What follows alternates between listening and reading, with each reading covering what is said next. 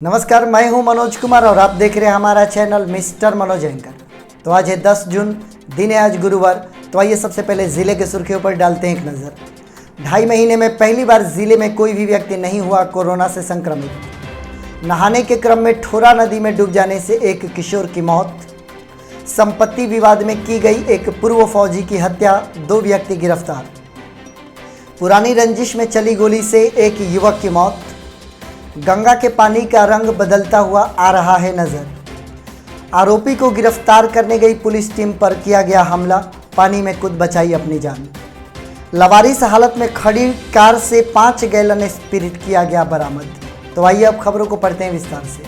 तो सबसे पहले तो हम तमाम ज़िलेवासियों को देते चले अपने ज़िले का कोरोना अपडेट, जो पिछले 24 घंटे में ज़िला प्रशासन के द्वारा जारी किया गया है। तो हम आपको बताना चाहेंगे कि यह पहला ऐसा मौका है 2.5 महीने में कि एक भी व्यक्ति कोरोना से संक्रमित नहीं हुआ है। अन्यथा जितनी बार भी हमने आपके लिए अपडेट जारी किया, कोई ना कोई व्यक्ति अवश्य ही कोरोना से संक्रमित था।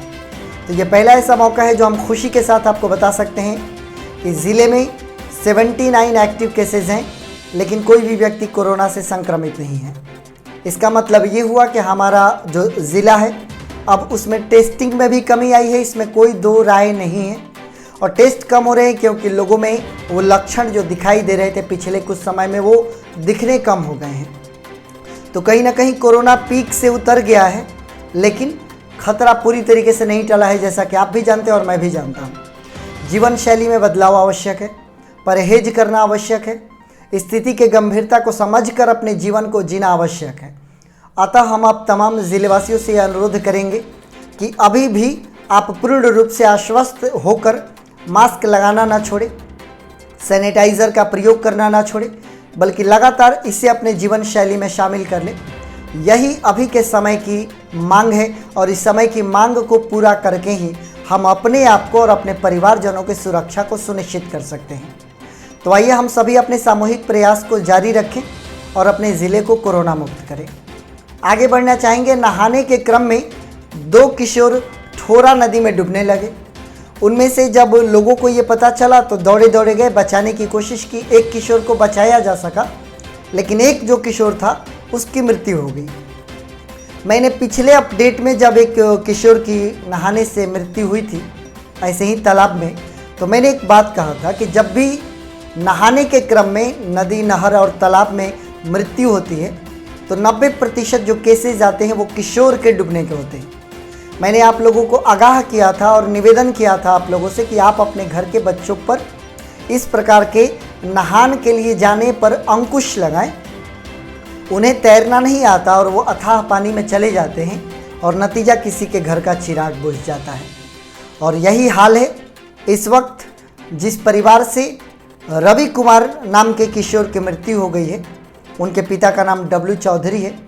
मुफस्सिल थाना क्षेत्र के अंतर्गत मलहचकिया गांव की ये घटना है, जहां पर गांव के नज़दीक ही ठोरा नदी अवस्थित है।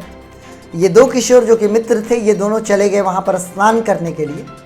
पानी में गहराई समझ में नहीं आई और ऐसे जगह पर चले गए जहां पर वो डूबने लगे।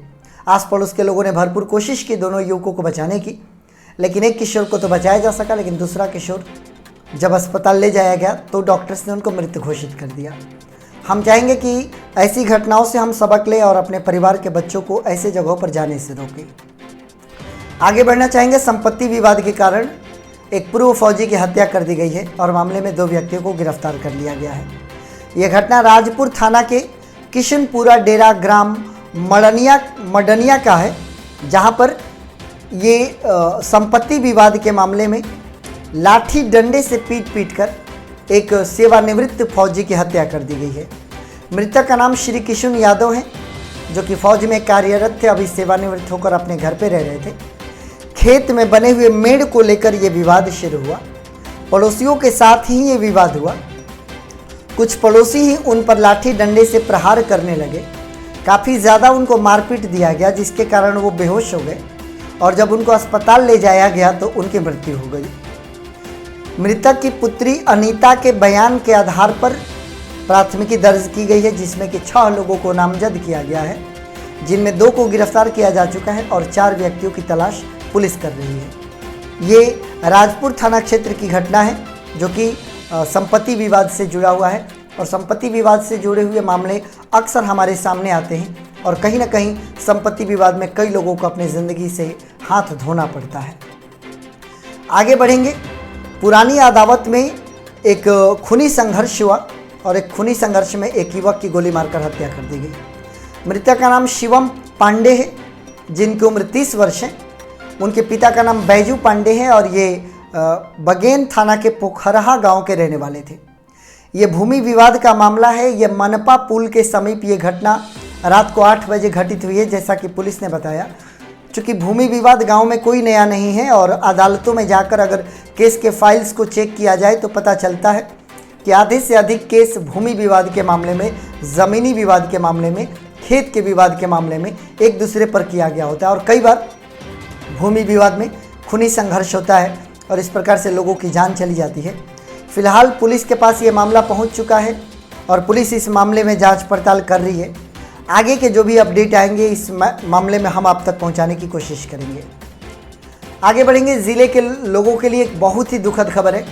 गंगा का पानी जो कि स्वच्छ और निर्मल माना जाता है, गंगा का वह पानी जो हम कई महीनों तक अपने घरों पर रख देते हैं फिर भी गंगा का पानी अपना रंग नहीं बदलता। गंगा का वह पानी जो पूजा पाठ में हमारे घरों में प्रयोग होता है, गंगा का वह पानी जो कि स्वच्छता का प्रतीक माना जाता है और गंगा का यही निर्मल जल मोक्ष प्राप्त करने का साधन बनता है। लेकिन बहुत ही ज़्यादा दुखद बात है कि हमारे ज़िले में जो गंगा का ये पानी है यह अपना रंग बदलता हुआ नज़र आ रहा है और निश्चित तौर पर जब लोगों की नज़र इस पर पड़ी है, न केवल बक्सर में बल्कि वाराणसी से लेकर और बक्सर तक कई जगहों से ये खबरें आ रही है कि गंगा के पानी का रंग बदल रहा है। पिछले कुछ दिनों पहले लगातार हम लोगों ने गंगा में शव प्रवाहित होने की खबरों को सुना। कई ऐसे खबर है कि 80-90 लाश एक साथ बहते हुए नजर आए, किनारे लगे हुए नजर आए। प्रदूषण का लेवल हमने इतना अधिक बढ़ा दिया कि गंगा भी अब हमारे प्रदूषण को बर्दाश्त करने की स्थिति में नहीं रही। हिमालय से निकलकर पवित्र जलधारा की तरह आगे बढ़ने वाली ये गंगा हमारे बक्सर ज़िले को छू कर निकलती है, लेकिन हम ज़िले के लोगों ने अपने गंगा के जल को इतना दूषित कर दिया कि अब ये रंग बदलने लगा है। फिलहाल ये मामला जांच करने का है, ये मामला शोध करने का है। इस मामले में वैज्ञानिकों के सलाह की आवश्यकता है। सैंपल लिया जाएगा, जांच किया जाएगा और पता लगाने की कोशिश की जाएगी। लेकिन हम आह्वान करना चाहेंगे अपने ज़िलेवासियों को कि आप अपने स्तर से गंगा को तनिक सा भी प्रदूषित न करें, क्योंकि ये हमारे लिए धरोहर के समान है और हम ज़िलेवासियों के लिए खुशी की बात है कि गंगा हमारे बक्सर ज़िले से होकर गुजरती है। हम इसकी निर्मलता और स्वच्छता को बनाए रखें। आगे बढ़ेंगे। आरोपी को गिरफ्तार करने गई पुलिस टीम पर हमला कर दिया गया। हमला इतना ज़ोरदार रहा कि पुलिस वालों को पानी में कूदकर अपनी जान को बचानी पड़ी। यह घटना राजपुर थाना क्षेत्र के सिसराड़ गांव का है। कई मामलों में आरोपी एक व्यक्ति को पकड़ने के लिए पुलिस वहां पर रेड करती है, उस व्यक्ति को पकड़कर अपने गाड़ी में बैठाती है। तभी बस्ती के जो लोग हैं वो लाठी डंडे लेकर और पुलिस वालों पर टूट पड़े। लाठी डंडों से प्रहार किया जाने लगा, वाहन के शीशे तोड़ दिए गए। पुलिस को माजरा समझ में आ गया कि इतने लोगों के बीच में वो कुछ नहीं कर सकते हैं क्योंकि उनकी संख्या कम है। उन लोगों ने पानी में कूदकर अपनी जान जैसे तैसे बचाई। इसके बावजूद पुलिस समेत 6 लोग घायल हो गए हैं इस घटना में। अब इस मामले में 19 नामजद और कई अज्ञात लोगों के खिलाफ मामला दर्ज किया गया है, क्योंकि पुलिस पर हमले की बात है। पुलिस अब एक नए मामले में FIR करके और उन लोगों को अब गिरफ्तार करेगी जो कि पुलिस टीम पर हमले में शामिल थे। आगे बढ़ेंगे। लवारिस हालत में खड़ी एक कार में 5 गैलन स्पिरिट बरामद किया गया है। ये वो स्पिरिट है जिससे कि शराब का निर्माण हो सकता है। इस 5 गैलन में 160 लीटर स्पिरिट मौजूद था, जिससे कि हज़ारों लीटर शराब का निर्माण किया जा सकता था।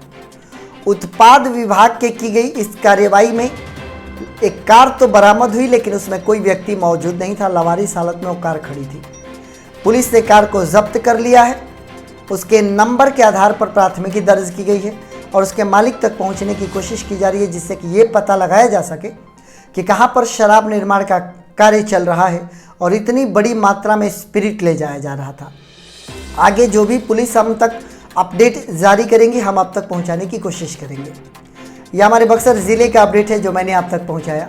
हम यही चाहेंगे आप लोगों से कि अभी भी वक्त पूरी तरीके से नहीं बदला, रियायत मिल गई है, लॉकडाउन में छूट मिल गई है, हम घरों के बाहर निकल रहे हैं, लेकिन इसके बावजूद आप अपने आप को सुरक्षित रखें, क्योंकि अभी बहुत सारे ऐसे क्षेत्र हैं जहां के लोगों को कोई रियायत नहीं मिली है और वो इंतज़ार कर रहे हैं कि कब उनको भी मौका दिया जाए कि वो भी अपनी आजीविका कमा सके। तो अगर कोरोना फिर बढ़ेगा तो उनको कभी भी आजीविका कमाने का परमिशन नहीं मिल पाएगा। अतः आप अपने घर पर रहें, सुरक्षित रहें, मास्क का प्रयोग हमेशा करें, भीड़ भाड़ को अवॉइड करने की कोशिश करें। तो आप सकुशल रहें, सुरक्षित रहें, आपके और आपके परिवार वालों के लोगों की मुस्कुराहट हमेशा बनी रहे, ऐसी हमारी कामना है और आप हमारे साथ बने हुए हैं। इसके लिए आप सभी का बहुत बहुत धन्यवाद।